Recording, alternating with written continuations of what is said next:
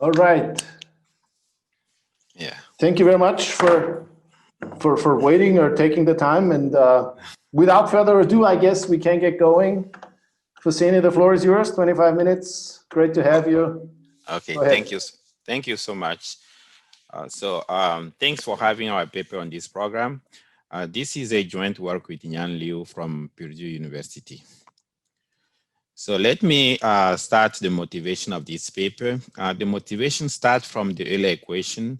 And as we all know, the Euler equation states that the expected value of the stochastic discount factor times the return is equal to 1. So a number of papers have used this restriction to derive different, use this pricing identity to derive various restrictions on different moments of the stochastic discount factor.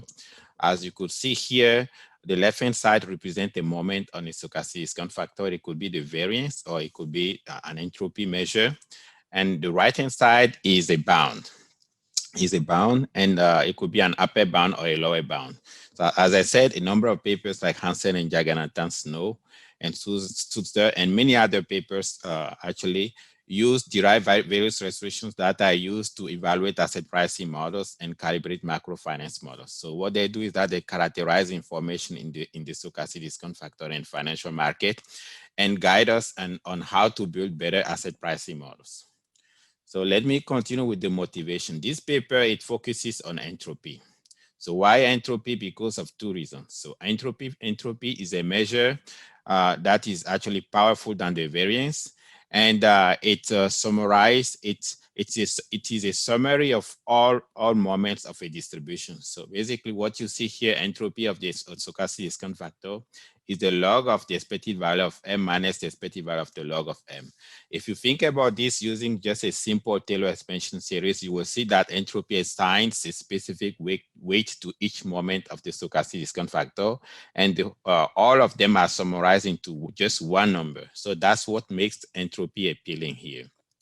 The second reason is that entropy is powerful. Entropy bound is powerful than the Hansen and Jagannathan bounds. As you could see here in the second bullet point, entropy bound is simply the excess return in log form. So this is the Curie risk premium in log, which is a continuously compounded return.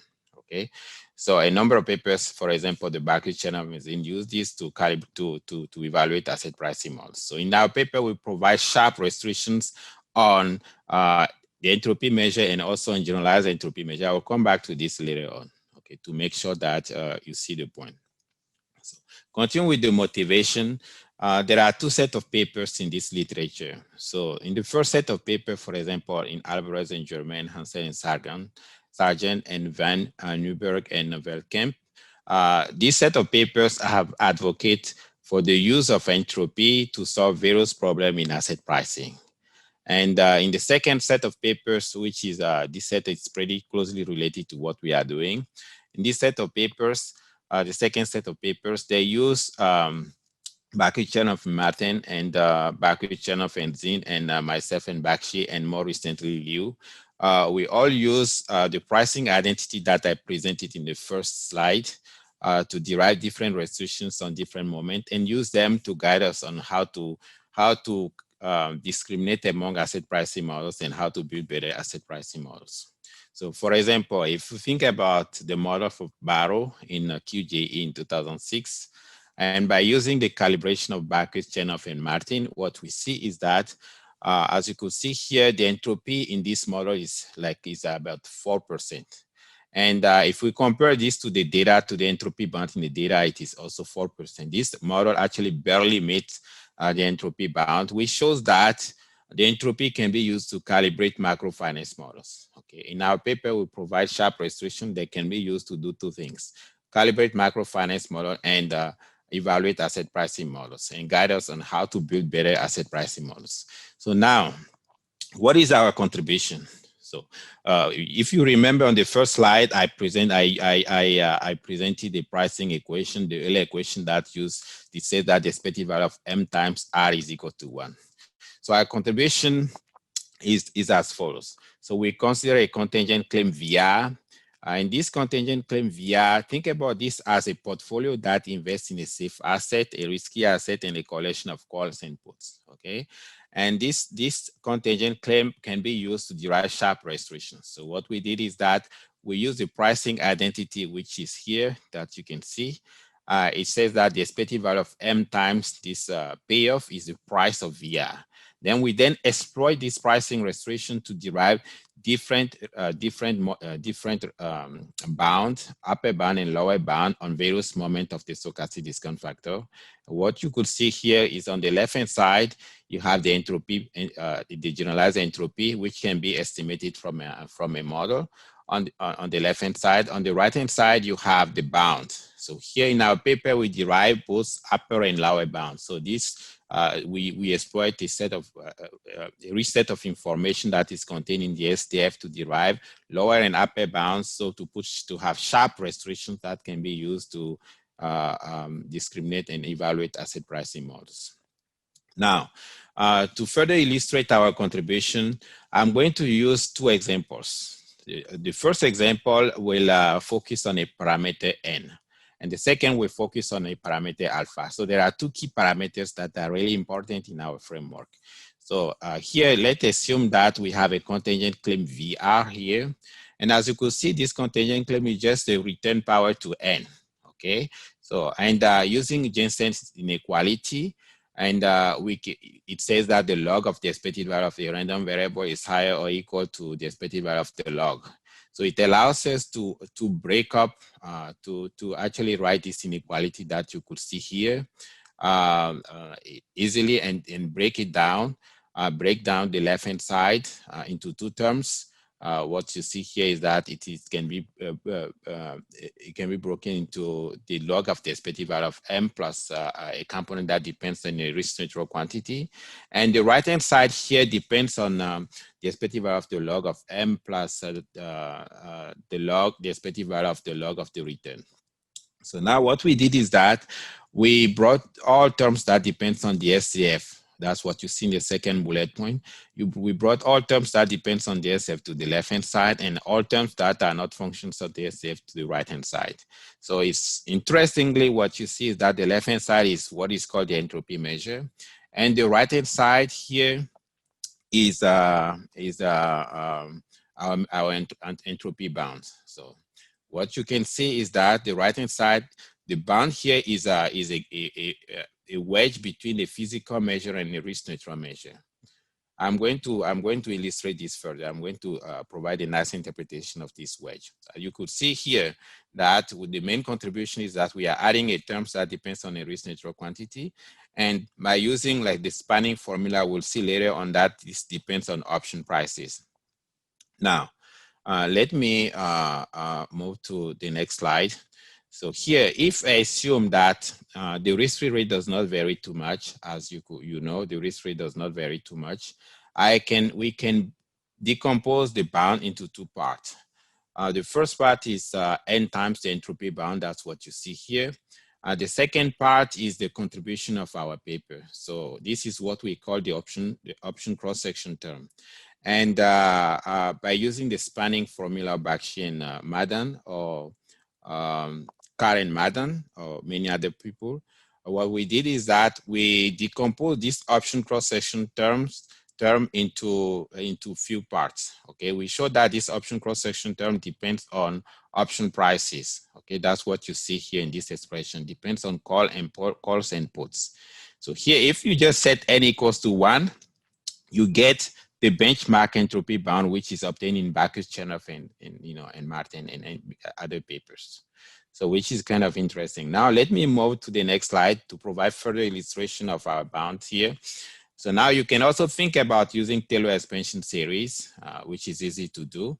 If you use Taylor expansion series, what you see is that the option cross-section term is a summary of all moments of the return under the risk neutral measure, and then it assigns different weight to different moments. You can see that the first term here is just the entropy under the risk neutral measure.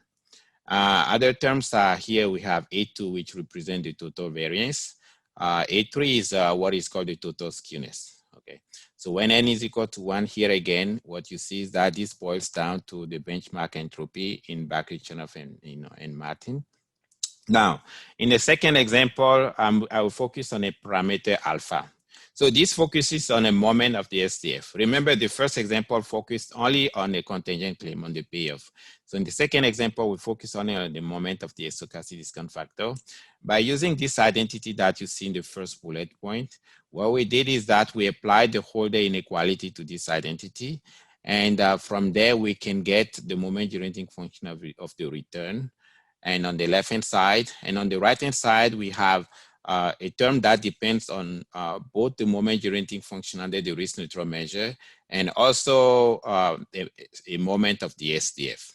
Now, we then apply the log function to this inequality.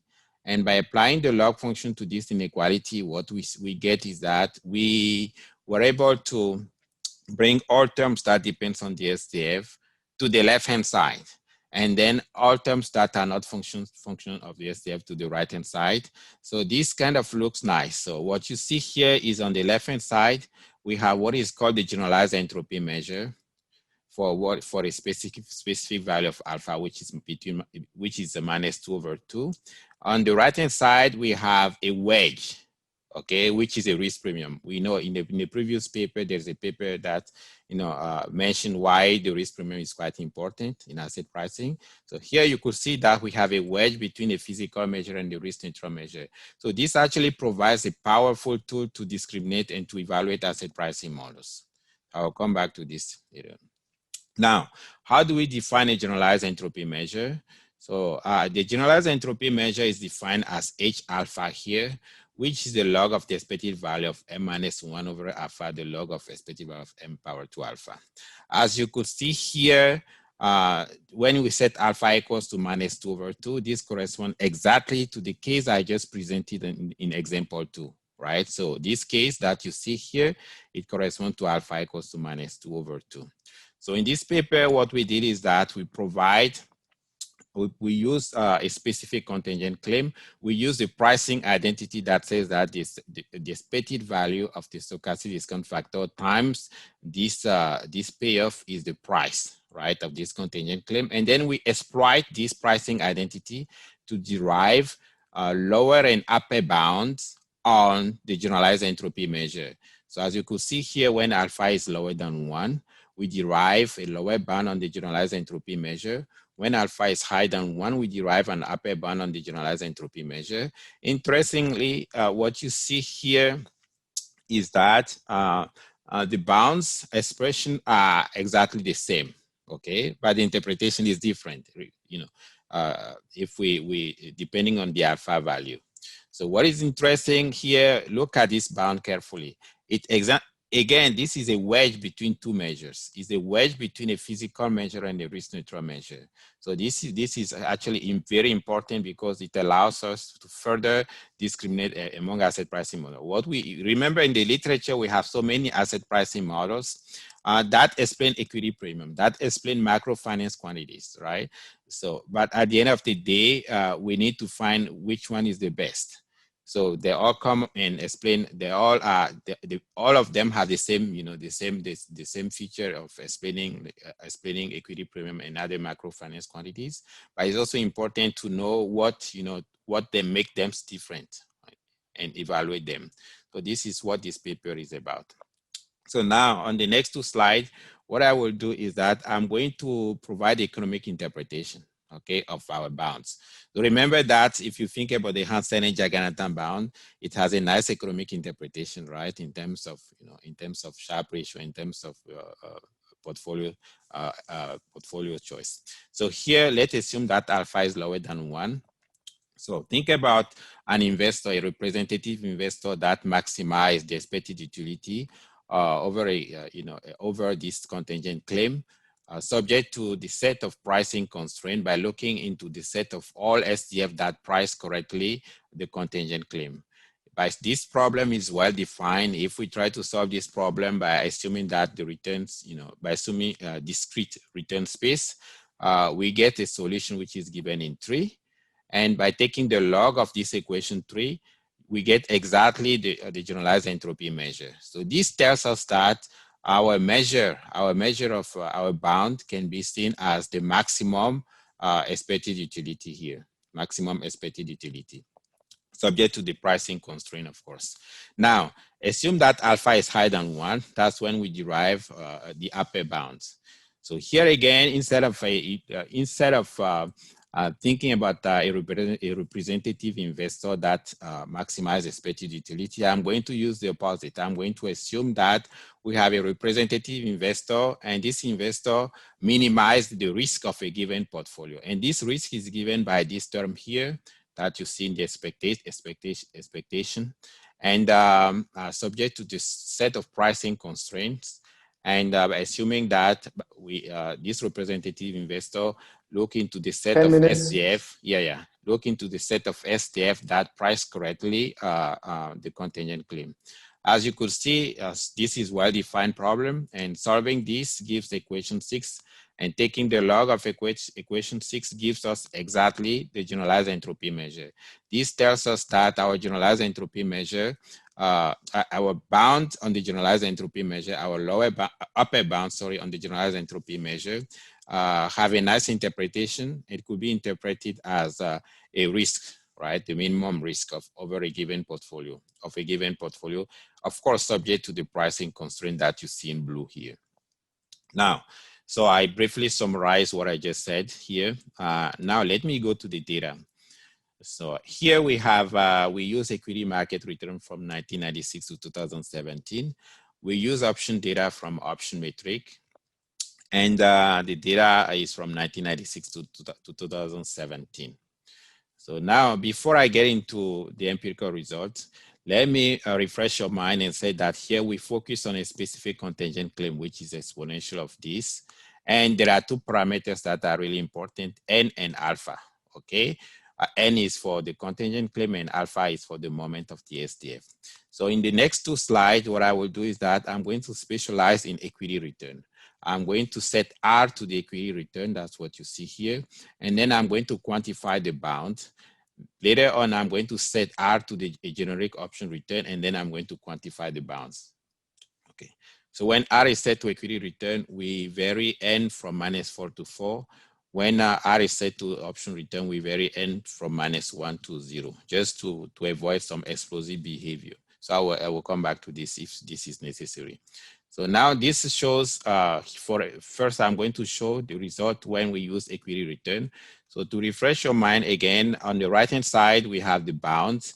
When I say generalized bound, the benchmark bound is the bound that is obtained by using the pricing identity that I presented at the beginning of this presentation, okay, the first slide. So our goal here is to outperform the benchmark bound. So now here we quantify the bound at 1 month, 3 months, and 6 months. Here you have so many graphs, but let me just focus on one. Let me focus on the bottom left one, where alpha is equal to 2. Okay, I'm going to focus on this one. What you see here is that on the x-axis you have n values. N varies from -4 to 4. On the y-axis you have the values of the bound. And the blue line represents our bounds. The red line represents the benchmark bound that you see on the right-hand side here. As you could see, we have an upper bound when alpha is higher than 1. So we are looking for the lowest upper bound. So which means that the blue one outperforms the red for values of n ranging from -4 to 1. Okay, so this is this allows to provide sharp restrictions. So now let me move to the case alpha is lower than 1. So when alpha is lower than 1, again, you have on the right-hand side the bounds that we are using. Interestingly, what you see is that the red one, which is the benchmark bound, outperforms our bounds. Why? Because here, what this is saying, that the main message that we get the takeaway from this is that by using just equity return, we get the right bound. We cannot get a better bound if we have alpha lower than 1. Just using equity return and the benchmark bound, we can get, the bound is informative. Other bounds are not informative when alpha is lower than 1. Now let me move to option returns. Here, when alpha is higher than 1, what we see is that, let me focus on the bottom two graphs. We use a generic option return. We use ATM option return on the left panel, the left graph, bottom left, and bottom right, we use OTM options. So as you could see, again, here we have a lower bound, and we are looking for the lowest lower bound. And here, the lowest lower bound is given by the ATM put. And on the other side, the lowest lower bound is given by OTM calls. You could see here, this is not really surprising because this is more like the Hansen and Jagannathan when alpha is equal to 2. When you use Hansen and Jagannathan, you add more constraints, then you will improve on the bound. So what is more interesting is this case when alpha is lower than 1. As you could see, I will focus on the middle graphs. Alpha equal to 0 corresponds to the entropy.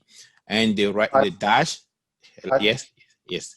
The dashed line corresponds to call options. And here it shows that we improve on the benchmark bound, which is the line, this line, which is on 0.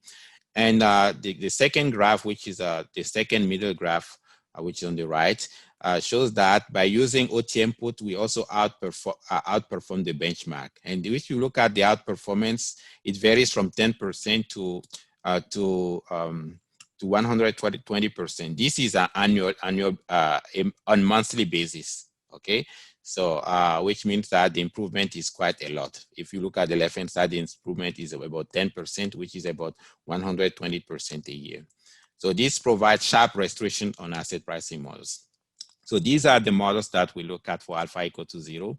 We look at habit formation, long run risk model, and rate disaster models. And we have the numbers here. These are generalized entropy measures. And in panel B, we computed the bound, the benchmark bound. We also computed the generalized entropy bound. These numbers are in bold. And below the bold numbers, we have the confidence intervals. As you could see, at 1 month horizon, all these models cannot explain asset prices if we use our bounds. At 3 months horizon, the Beckett and Engstrom and the Benstal and Yaron models are doing really good job in explaining OTM options, but they cannot really explain ATM options. When we move to 6 months horizon, what you see is that the Beckett and Engstrom and the Benstal and Yaron models can explain OTM options well, but only the Benstal and Yaron models could explain the ATM options. This is quite interesting. Now, let me move to alpha equals to -1. What you see here is that what we did is that we set alpha equal to -1. We compute the generalized entropy measure, which is in panel A, and we have in panel B the bounds. What you see, again, the same picture emerges here. At 1 month, all these models cannot explain asset prices. At 3 months horizon, the Beckett and Engstrom model and the Benstal and Yaron are doing a quite good job in explaining OTM options. And they all fall short in explaining ATM options. You could see here the number. Now, at 6 month horizon, the same picture actually emerges here. The Beckett and Engstrom and the Benstal and Yaron are doing a really good job in explaining OTM options. That's what we see. But only the Benstal and Yaron model is able to explain ATM options here. That's what you could see, because you can see that the value is 0.27. So what this is telling us is that, of course, we have so many models in asset pricing explaining equity, premium, and microfinance quantities, but our framework provides sharp restrictions by exploiting the wedge between the physical measure and the risk neutral measure, and to discriminate among asset pricing models. Now, and here it's quite interesting that the latest models are not doing well compared to the Benstal and Yaron models, which means that the Benstal and Yaron is still good in explaining asset prices. Now, to conclude this paper, we provide a new approach to characterize the information that relies on the option cross-section. So here, what is really interesting is that we use the wedge between the physical and the risk neutral moment of the return, and to provide sharp restrictions on various moments of the stochastic discount factor. Here we use entropy measure, and we show that these measures are economically meaningful and allow us to learn more about the stochastic discount factor. And we then quantify our bounds in the data, and show that our bounds are sharps and use them to evaluate asset pricing models. Now, to finish my slides, we could easily use the same framework in a setting where we have a more complicated derivative or more complicated derivatives. We could also, this will allow us actually to capture a unique risk premium, which is measured by the wedge between the physical and the risk neutral measure, and use them to evaluate many microfinance models. So as you could see in this paper, we use a specific contingent claim, which is exponential of n times r, right? Then the main question is which function is the optimal one? The optimal in the sense that which function provides the sharpest restriction that allows us to further evaluate asset pricing models. We believe and we think that this is beyond the scope of this paper, and we plan to explore this in our future research agenda. Thank you so much. Thank you, Fousseni. Almost exactly on time. Wonderful. Yeah. Thank you for your presentation, and the honor to close it all off goes to Nicole Branger with her discussion of this paper. Hello, Nicole, once again. Now, thanks a lot for having me to discuss this paper. It was a great read, and it provided a lot of thought for food for me. What does a paper do? The general idea is to use information from the stock and option market to learn about asset pricing models. The first part is that we start from a theoretical asset pricing model coming from macrofinance and calculate a generalized entropy of the model SDF, which can be thought of as kind of a function, a line characterizing this model. That's a generalization of entropy bounds and of Hansen-Jagannathan. What the paper then does is it uses information from the market, stock and option returns, to calculate upper and lower bounds on generalized entropy. What the paper does is it shows we can use really general claims to calculate these bounds, including higher moments, and that really helps us to get stricter bounds and more ruling out of potential models. Challenges posed by this approach are, and that was what you mentioned as future research, to find the tightest upper and lower bounds. So far, it was trying options, trying higher order moments, but the question is, can we do that in a structured way? The second question is, what does generalized entropy and the bounds for that we get from market prices tell us about necessary ingredients of models, in particular for the short time horizon, where it's really hard to find a model that is in line with the bounds we have. Now, model and main mechanism. What the paper does is it calculates a generalized entropy for a stochastic discount factor. That's this function shown here, given the log of the expectation of the stochastic discount factor, and then the expectation of the stochastic discount factor to some power alpha divided by alpha. For alpha going to 0, we get entropy. That's the part coming from the model. The part coming from the data is a lower equation. That provides a bound on this function h of alpha. It's a lower bound for alpha below 1, and it's an upper bound for alpha above 1. It is this function here, which I'm going to give an interpretation to on the next slide. For the moment, take it as a rather technical expression. V is some general function of the return, describing a very general claim. Now, what we can do is we can determine the first term here, the expectation of V to some power, by looking at the time series and historical returns we have observed. We can determine the second term, which is basically the price of V multiplied by the gross risk-free rate by looking at the cross-section of prices and spanning this pay of V by stocks, bonds, and OTM options in order to get its price today. Now, what can we make with this lower equation down here, which comes from market prices? I want to interpret it for the case where alpha is below 1. If alpha is below 1, what we have is doing some substitution of parameters to make it easier to see. We have the expectation of V to the power 1 minus gamma, and then the expectation is to the power 1 over 1 minus gamma. That's a certainty equivalent payoff for a CRA investor with risk aversion gamma.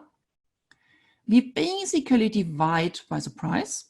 That is, it's the return, or the certainty equivalent return. And since we subtract some modification of the risk-free rate here, let's call it the risk-free rate, what we do is we calculate the excess certainty equivalent return, showing us how valuable a given pay of V is to the investor. Now, what do we get from all that? Summarized in one figure. We come from theory and we have a generalized entropy shown here in blue, giving you kind of a characteristic line for the theoretical model we look at. What we have coming from the data is for alpha below 1, a lower bound on h of alpha.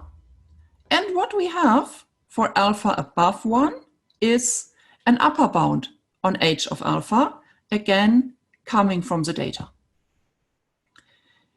Here to the left-hand side, that is an expected excess certainty equivalent return coming from a portfolio planning problem, basically. To the right-hand side, it's something similar related to risk measures. Bounds we knew so far looked at one value of alpha only. For example, Hansen-Jagannathon look at alpha equal to 2. The entropy bounds, which limit the log version of the equity risk premium, look at alpha equal to 0. That's the theory part of the paper. Now, let's see what we can make out of that, and let's come to my comments. The first comment is, if you really want to restrict theoretical models by that, asset pricing models, you want these lower and upper bounds to be as strict as possible. And what the paper really shows in an impressive way is that we can go far beyond what the equity risk premium gives us. If we look at higher moments of the index, we get closer, tighter bounds. If we look at options and higher moments of option returns, we again get tighter bounds, and tighter means sometimes a factor of 5 or 10. We get, in particular for the short run, from the options, bounds which are really hard to match for any model. Now, the question is, what gives us these tightest bounds? We've seen on the slides and in the paper using at the money options, losing out of the money options can help. But the question is, what is kind of the general structure? Of course, we can try to go to further portfolios. We can use portfolios of stocks and bonds. We can combine several options in one portfolio. We can look at higher moments of these portfolios. And we might also want to introduce variance derivatives. Another idea, which is to be seen careful because it's close to data mining, is to use the option implied risk neutral distribution. That's what we can get from the cross-section of option prices. Now we have the risk neutral distribution from the option prices. We have the physical distribution from the time series of returns. That gives us a rough estimate for the stochastic discount factor. And if we take that to the power of 1 over alpha minus 1, we get the optimal payoff, which maximizes the lower bound at the left-hand side and minimizes the upper bound at the right-hand side. Of course, using that implies being super careful to avoid overfitting to the data, but it might be one way to go in order to get an idea about how does the general optimal payoff structure here look like.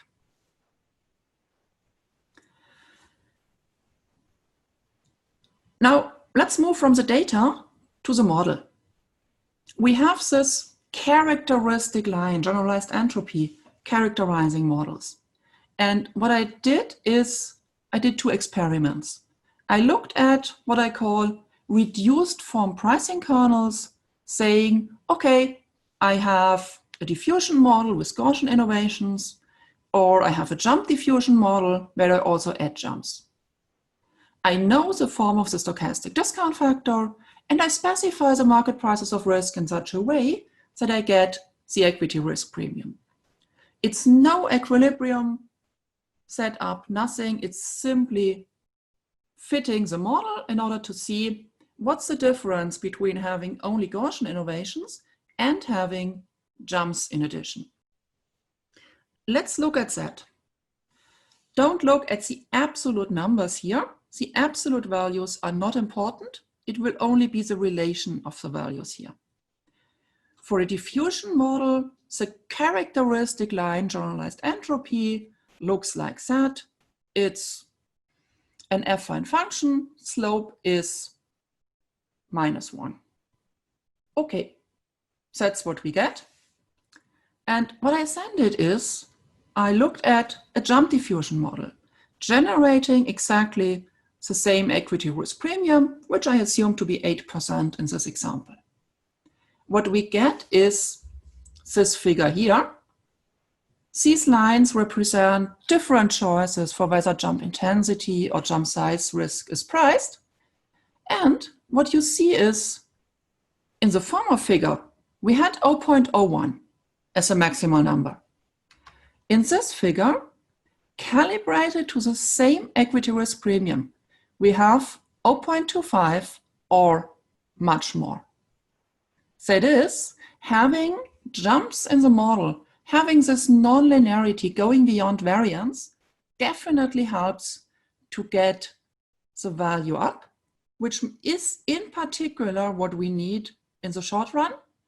And it is in the short run where jumps in a model are in particular important.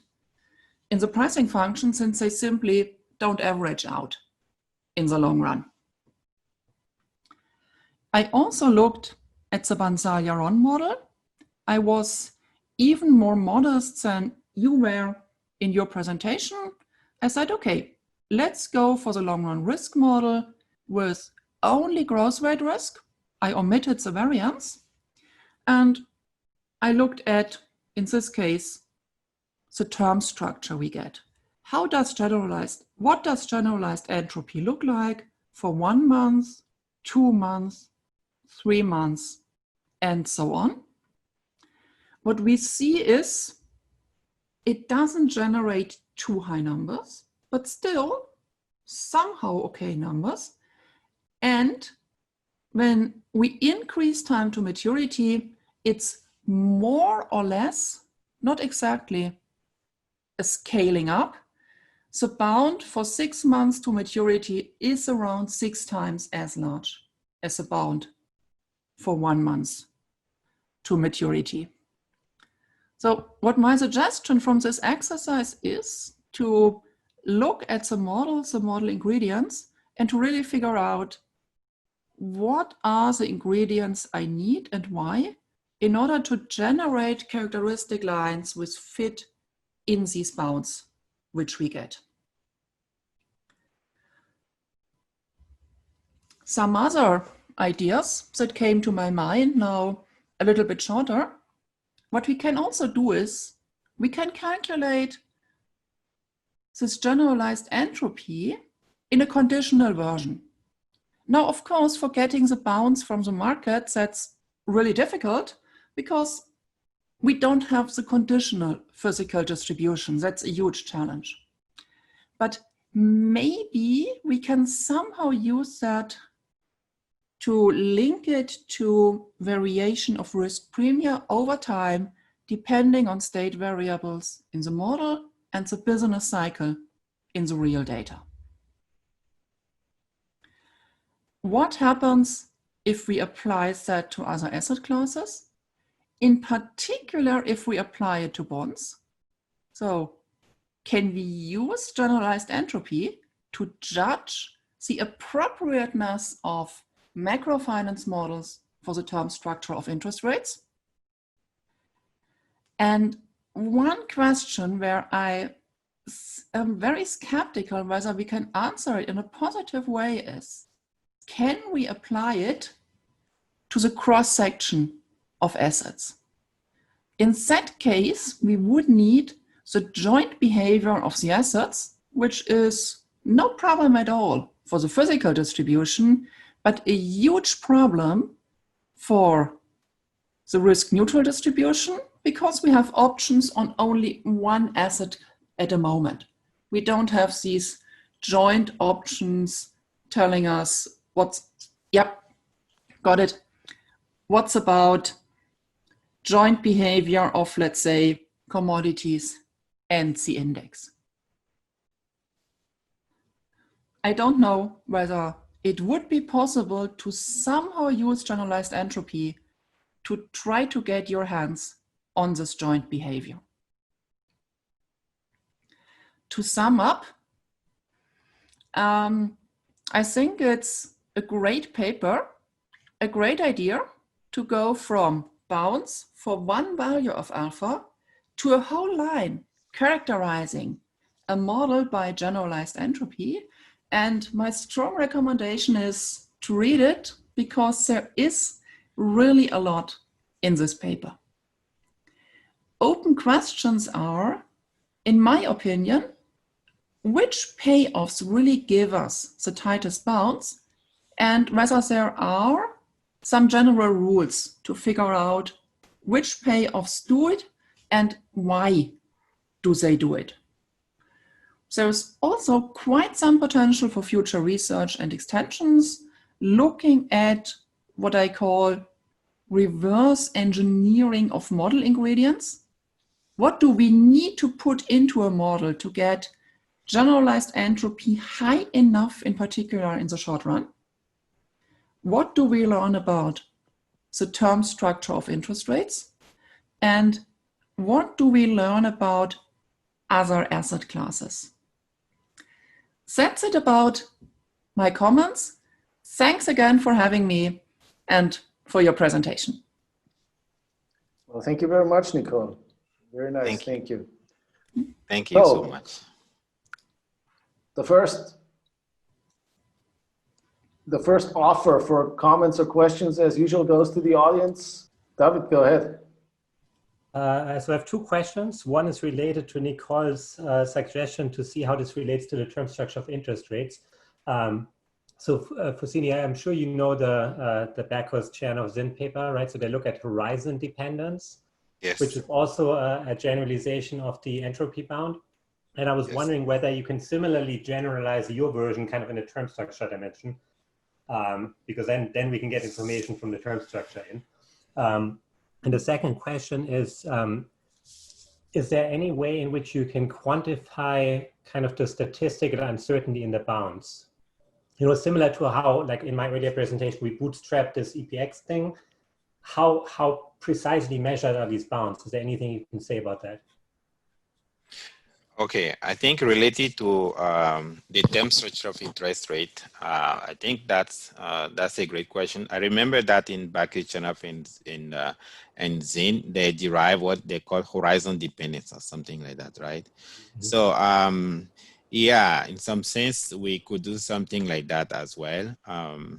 and then to see, you know, what this actually tells us about, you know, about asset pricing models. So it's possible to, we will look into that. So, but we already have enough in this paper at this point, right? So, but I think thanks for that. So we'll look into that. And your second question is about uncertainty, right? Related to the statistics. Yeah, we are aware of that. So far what we did is that, you know, as you can see in the table, we got the confidence intervals, right? Using Bootstrap and, you know, but if there is any other way we could improve on that, you know, I'm open to your suggestions. So yeah, that's all I can say on that. Now let me go back to the questions. I want to thank Nicole. Thank you so much for, you know, for your comment. These are great questions, great comment and suggestions. We'll take care of all of, you know, most of them, you know, if we can. And I want to answer a few questions because I won't have time to answer all of them, of course. So I guess everybody is tired now, right? So maybe in Europe, but not here. So let me, the first question that I want to answer is, what type of payoff gives the sharpest bound, right? That's a question. So you, as you could see in this paper, we use exponential of n times r.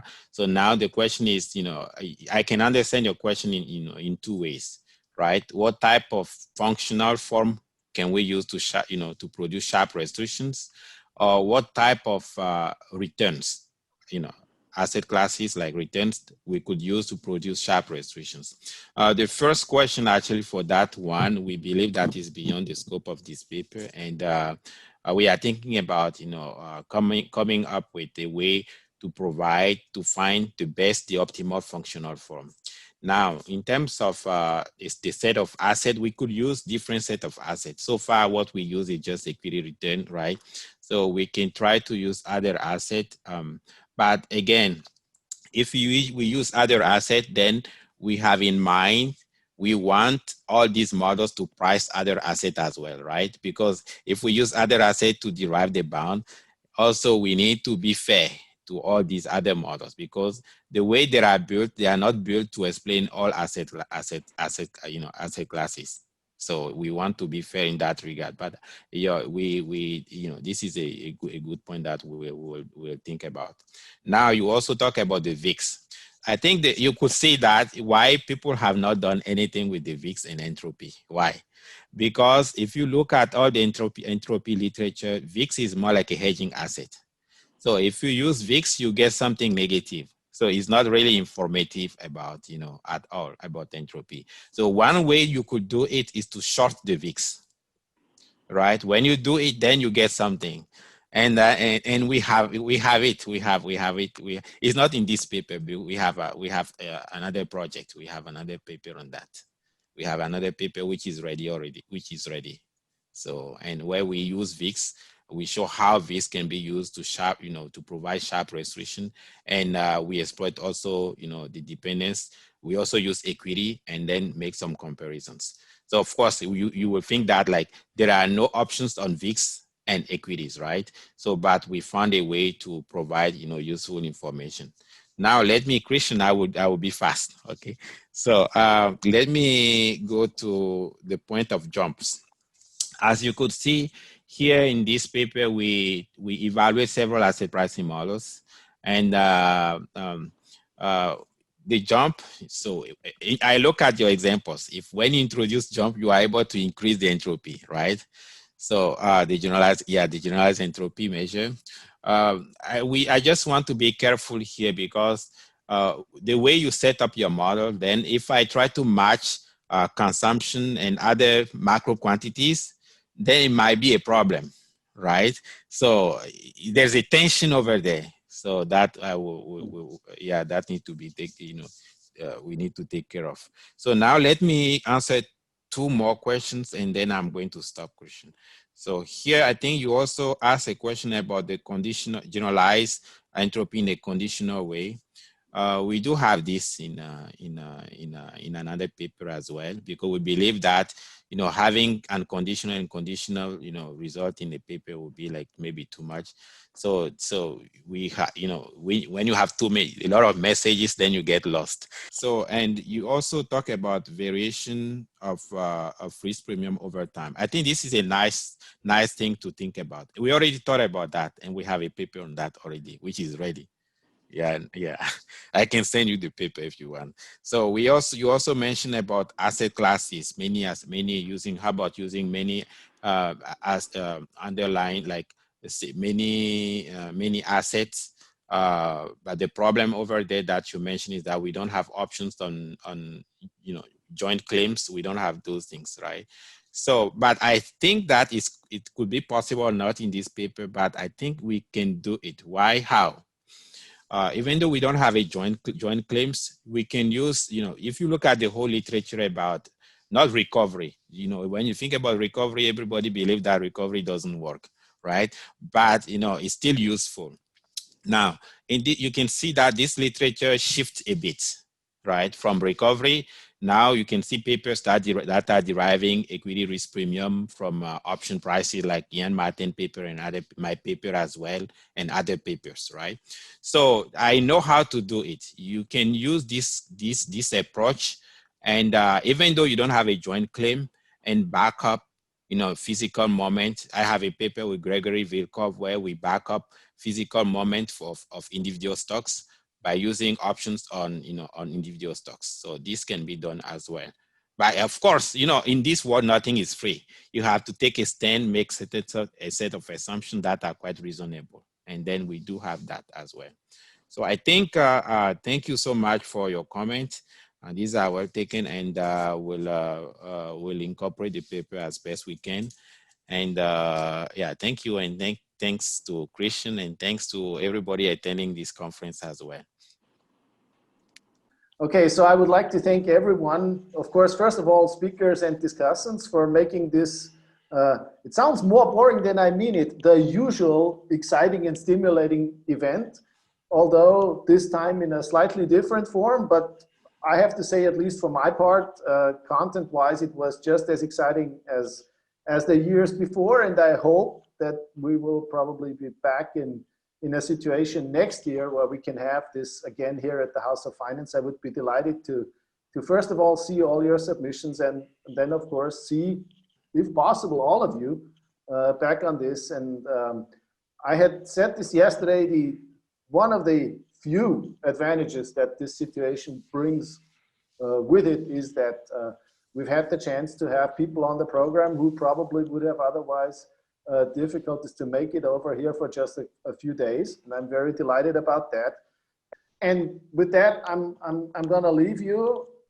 You know, in a real workshop, we would have drinks now. That doesn't really make a lot of sense in that setting, but let's take it as a mutual invitation, even more for next year. And I hope to be in touch with some of you, you know, discussing research and stuff. And I would be delighted if that was one of the outcomes of those 2 days. And with that, I'm going to leave you, and thank you very much for everything. I found it, as I said, thrilling, stimulating, many great ideas. Thanks a lot.